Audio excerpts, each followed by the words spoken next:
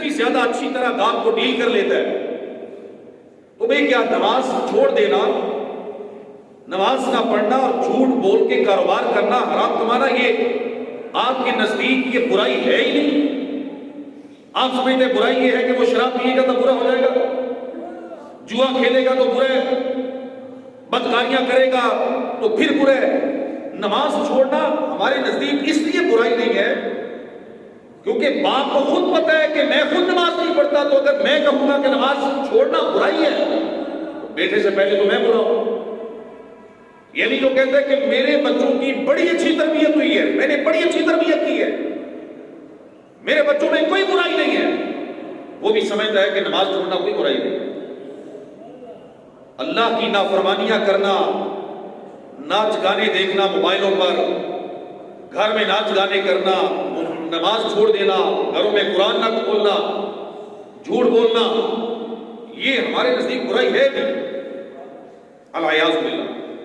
حالانکہ حدیث پاک میں فرمایا گیا کہ مومن جو ہوگا، مومن کبھی جھوٹ نہیں بولے گا. حدیث پاک میں فرمایا گیا کہ کافر اور مومن کے درمیان فرق کرنے والی چیز نماز ہے. میں اور آپ غور کریں کہ کیا ہم نے اپنی اولاد کی اس طرح تربیت کی ہے؟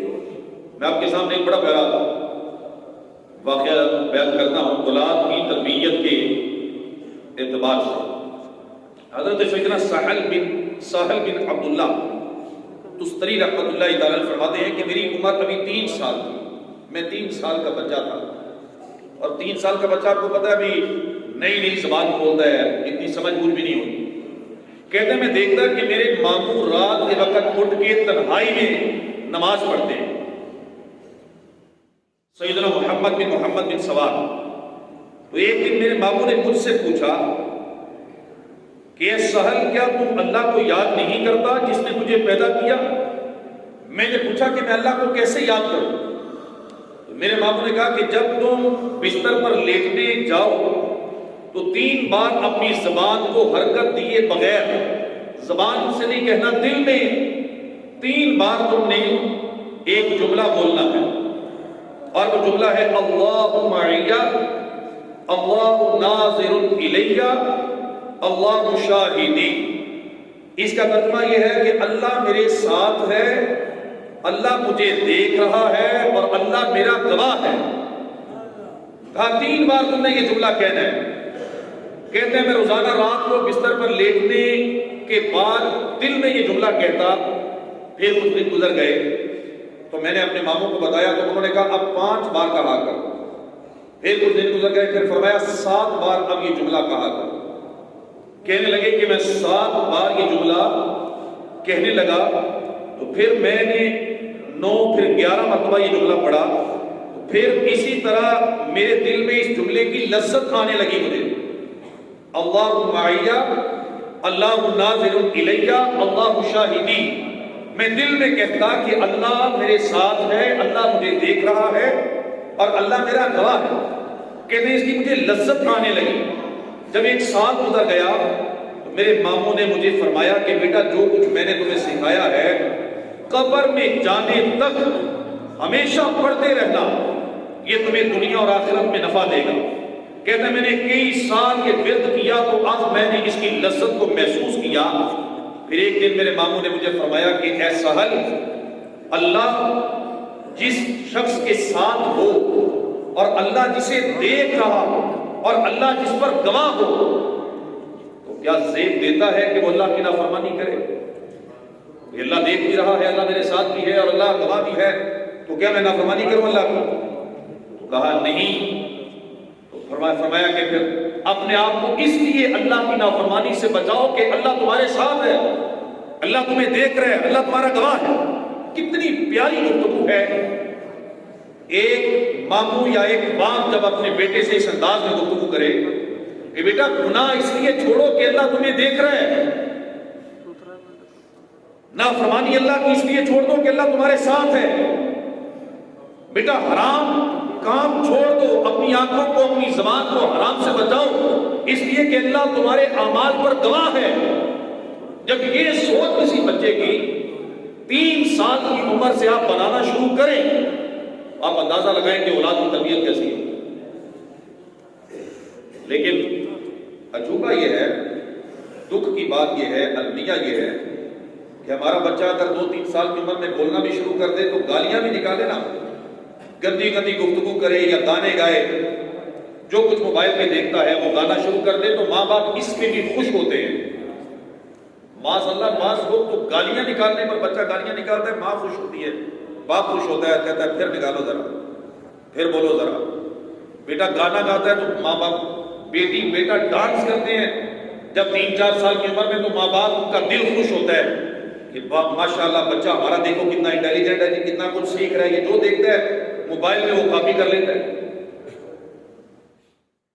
جبکہ انداز مسلمانوں کا اپنے بچوں کی تربیت کا یہ تھا جو میں نے آپ کے سامنے بیان کیا کہ مسلمان اپنے بچوں کی تربیت اس انداز میں کریں کہ 3 سال کی عمر میں ہمیں یہ فرمایا گیا کہ جب تمہاری اولاد پہلی دفعہ بولے، زبان کھولے نا، اس کی زبان پر کوشش کرو کہ لا الہ الا اللہ ہے۔ کتنے باپ ہیں، کتنی مائیں ہیں کہ جب ان کی اولاد توتلی زبان میں بولنا شروع کرتی ہے، ماما پاپا کہنا شروع کرتی ہے سب سے پہلے، تو ماں پھر کوشش کرے کہ اپنی اولاد کے سامنے بار بار لا الہ الا اللہ، لا الہ الا اللہ، لا الہ الا اللہ پڑھے، موبائل میں اسے لگا کے دے دے میوزک کے بغیر۔ والد اپنی اولاد کے سامنے لا الہ الا اللہ، لا الہ الا اللہ پڑھے تاکہ اولاد کی زبان پر جو پہلا کلمہ جاری ہو وہ لا الہ الا اللہ، کلمہ طیبہ۔ اس انداز میں اگر ہم اپنی اولاد کی تربیت نہیں کریں گے، اس کا نقصان پتہ ہے کیا ہوگا؟ نقصان میرے بیان کرنے کے بعد بھی آپ تائید کریں گے اور ابھی بھی آپ کو پتہ ہے۔ اس کا نقصان یہ ہے کہ ایک تو اولاد نے اپنی آخرت خراب کر لی اگر ہمیں اچھی تربیت نہ کی، اور دوسرا اس نے ہماری زندگی خراب کر دی ہے۔ میں جس سٹیج پہ ہوں یا جہاں پہ بیٹھ کے آپ سے بات کر رہا ہوں، اگر ہزاروں نہیں تو سینکڑوں باپ ایسے ہیں کہ جن کو میں جانتا ہوں اور جنہوں نے براہ راست ڈائریکٹ شکوے اور شکایتیں کی ہیں کہ ہم اولاد سے بیزار ہیں، اولاد ہم سے تنگ ہے، اولاد نافرمان ہے، اولاد بات نہیں مانتی، اولاد کہے میں نہیں آتی، جدھر میں چلانا چاہتا اولاد نہیں چلتی۔ یہ تو یہاں تک بلکہ شکایات اس سے زیادہ ہے، گالیاں دینے تک کی شکایات ہے ماں باپ کو، مارنے تک کی شکایات ہے ماں باپ کو۔ ماں باپ کو گھر میں بوجھ سمجھنے تک شکایات ہے۔ ایک دوست نے یہ واقعہ سنایا، لکھا، کتاب میں لکھا ہوا اس نے پڑھا تھا، کہتا ہے باپ اپنے دوست کو بتا رہا تھا کہ میں جب اولاد نہیں ہوتی تھی نا تو 10-12 سال میں نے بڑی دعائیں کی، پھر ایک مقام مجھے کسی نے بتایا کہ وہاں جا کے دعا کرو تمہاری دعا قبول ہو جائے گی۔ تو کہا میں وہاں گیا، میں نے وہاں دعا کی تو اللہ نے مجھے بیٹا دے دیا۔ بیٹا کہیں سن رہا تھا چھپ کے نا باپ کی یہ گفتگو، تو بیٹے نے پھر باپ کے دوست سے پوچھا کہ ابا جی سے وہ مقام پوچھو جہاں پہ جا کے دعا کی تھی اور میں پیدا ہوا تھا۔ اس نے کہا کیا کرو گے؟ اس نے کہا میں اس مقام پہ جا کے دعا کروں گا کہ اللہ میرے باپ کو اٹھا لے۔ یہ بڈھا مجھے بہت تنگ کرتا ہے، ایک ہی میں اس کی اولاد کو مجھے عیاشی کے لیے نہیں دیتا کچھ، یہ مرے گا تو میری عیاشی کے دن شروع ہو گئے، اس کی جائیداد مجھے ملے گی۔ یہ ایک واقعہ نہیں، یہ ہمارے معاشرے کی تصویر کشی ہے جو میں آپ کے سامنے کروں۔ باپ ہے جو اپنی اولاد کے لیے دعائیں مانگتا ہے۔ آپ کئی ایسے ماں باپ کو جانتے ہوں گے کہ جنہوں نے معذور اولاد کو 60 سال تک برداشت کیا، 50 سال برداشت کیا۔ میں جانتا ہوں 40 سال ایک ماں نے اپنے بیٹے کی گندگیاں دھوئی ہیں، بیٹا معذور ہے، 4 روپے میں پڑا ہے، 40 سال اس نے اپنے بیٹے کی گندگی دھوئی، اسے اٹھایا، جوان ہو گیا، وہ اتنی بڑی لاش ہے، وہ زندہ گھر میں پڑی ہے، ماں باپ نہیں تھکے۔ لیکن اولاد 1 سال اگر باپ کو برداشت کر لے، گھر میں بیمار باپ کو اٹھا لے، اور پھر مسجد میں آ کے ہمیں یہی کہتے ہیں کہ دعا کرو اللہ پاک ابا جی کو پردہ دے دے۔ مہذب الفاظ میں وہ کہتے ہیں کہ دعا کرو بابا مر جائے باپ، مہذب انداز میں وہ باپ کی موت کی دعا کرتے ہیں۔ لیکن کبھی آپ نے نہیں دیکھا کسی باپ کو کہ وہ کسی کو جا کے کہے کہ میری اولاد بیمار ہے، میں 30 سال 20 سال 10 سال سے اس پہ خرچ کر رہا ہوں، علاج کروا رہا ہوں، کسی کو جا کے کہتا ہو کہ دعا کرو اللہ اسے پردہ دے دے، اسے موت دے دے، لیکن اولاد سے یہ جملے سننے کو ملتے ہیں۔ یہ ہم جس اولاد کی تربیت اچھی نہیں کر سکتے، وہ ایک کو اپنی آخرت خراب کرتی ہے، ایک ہماری زندگی برباد کرتی ہے۔ بڑھاپے میں آ کے یہی اولاد درد سر بلکہ درد جگر بن کے، بلکہ جگر کا کانٹا بن کے دن رات ماں کو تکلیف پہنچاتی ہے، جس اولاد کی ہم اچھی تربیت نہیں کر سکتے۔ اس لیے شریعت نے ہمیں جو طریقہ بتایا ہے، کاش کہ ہم اس طریقے کو سمجھیں۔ باقی چیزوں کے ساتھ ساتھ ہم اس بات پر توجہ دیں کہ ہمارا بڑھاپا ہمارے سامنے ہے، ہماری آخرت ہمارے سامنے ہے۔ سمرقند میں ایک عالم حضرت سیدنا ابو حفص رحمۃ اللہ تعالی علیہ کے پاس ایک بندہ آیا اور اس نے آ کے کہا کہ میرے بیٹے نے مجھے مارا ہے۔ انہوں نے کہا نہیں، بیٹا تو نہیں مار سکتا۔